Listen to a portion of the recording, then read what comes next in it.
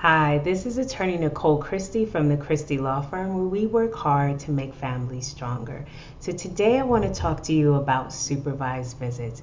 And now I want to talk to you about from a DCF perspective. I did another video when it comes to family court and how to deal with supervised visits there. But now I'm going to talk to you about DCF.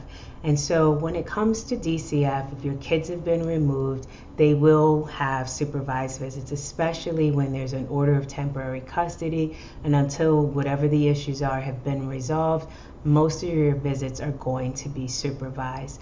Unfortunately, they don't do a great job of really preparing people for what to do during those visits.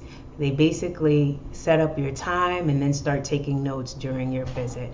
And so I want to be able to prepare you for what they're actually gauging and what they're actually looking for. You are being evaluated, even though they don't say that to you during those visits. They have these expectations that are never set to anyone. And I look at it from the perspective of this is not natural for an individual to be in a room supervised by a third party with their own children.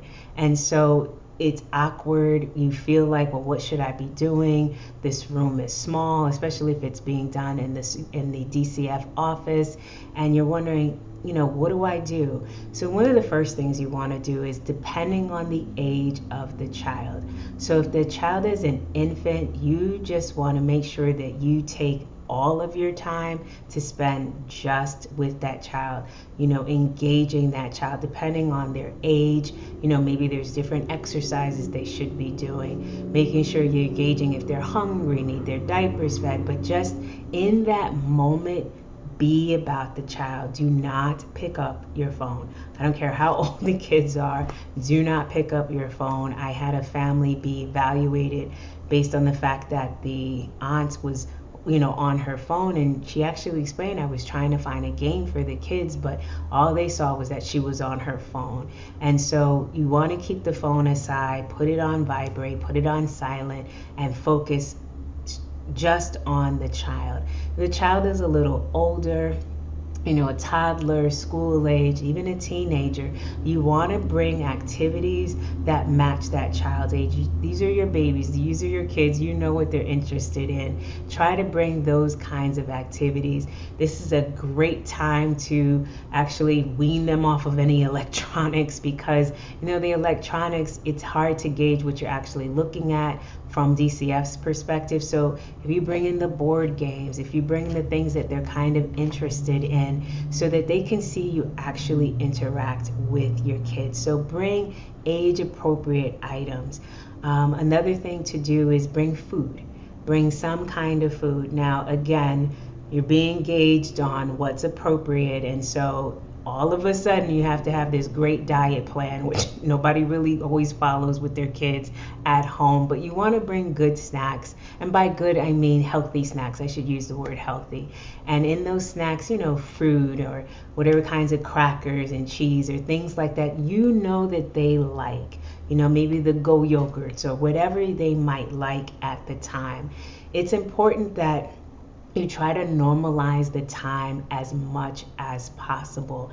We at the Christie Law Firm, we push for our clients to get visitation programs, which are actually a little more conducive to a visit with a child. They're held in different facilities, and it's more natural. Some of them actually have kitchens where you could cook with your child, and so that's one of the things that we advocate and push for, and even will put motions in court to make that happen if we have to.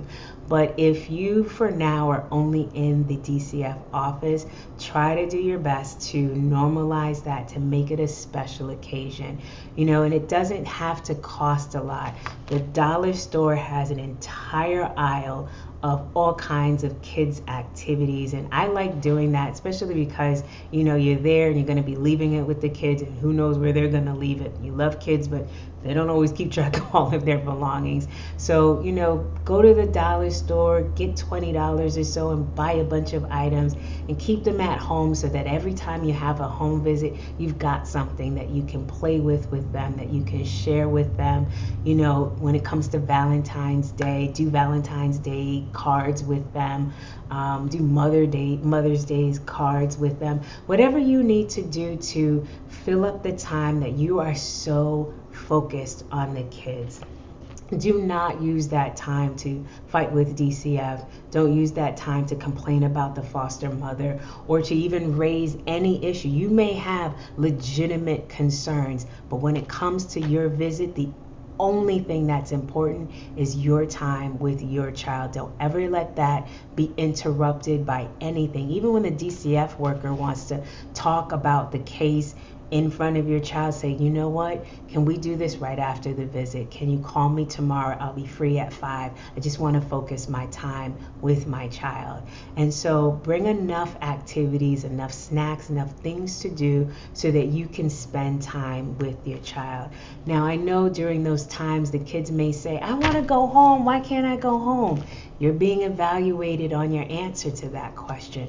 And so don't use that to be the time to say, well, when DCF gets their act together, because it might be true. It really might be true. But in that moment, what you want to say is, we're doing everything we can and we're going to get you back home as soon as possible.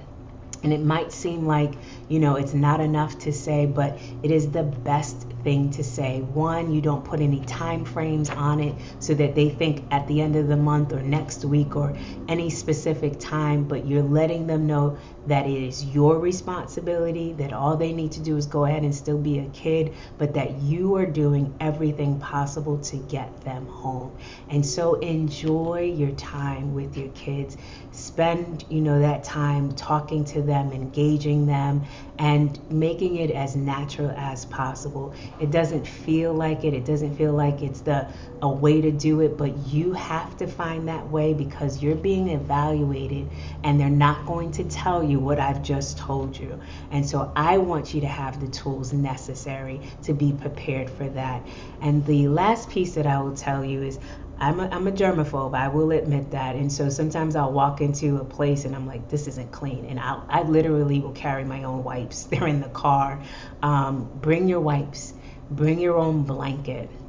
If you want to get down on the ground with your baby, the rooms are being used by family after family after family, and it's not necessarily cleaned in between visits. So you bring your own supplies. If there's something that you want to, make sure the table is clean and you need it to be clean, rather than run out in the hallway and you go get some paper towel and wipe it down. That's time that's being taken away from your visit. Bring some Clorox wipes, wipe them down yourself, bring your own blanket. One time with one of my relatives, what we did was we actually got one of those plastic, the tablecloths from the dollar store, put out all of the paint, and it was great because all you had to do was pick up the tablecloth and put it in the garbage, and everything stayed clean. So think through what you're going to need and come equipped with that. DCF is not going to provide you with those things. If it's an infant, bring your own diapers, bring your own wipes, bring all of your own equipment, so that way you don't have to stop and ask and it looks like you're not prepared, even though they didn't tell you to be prepared. Be prepared with everything that you need for your child during that home visit. And like I said, the dollar store has a bunch of stuff, so you don't have to worry about, I bought the best diapers and they just wasted it and now I don't have what I need. Just go ahead and go somewhere and get them relatively inexpensive, only because, if you leave that with the foster parent, you may not see it again because they'll use it up. So, save your best for your house and do what you can to make the visits as nice as possible and focused on the child. If you want to buy the child the best, absolutely go ahead, but just realize that it may not come back next week. And so I don't want you to be discouraged if you should see that happen. So do what you can, but focus on the child, and you bring the necessary supplies so that you can make the best visit for your child and for yourself. We do have a bunch of other videos around DCF and dealing with them. and also even some videos about family court. But whatever we can do to help, that's what we're here for. Take care.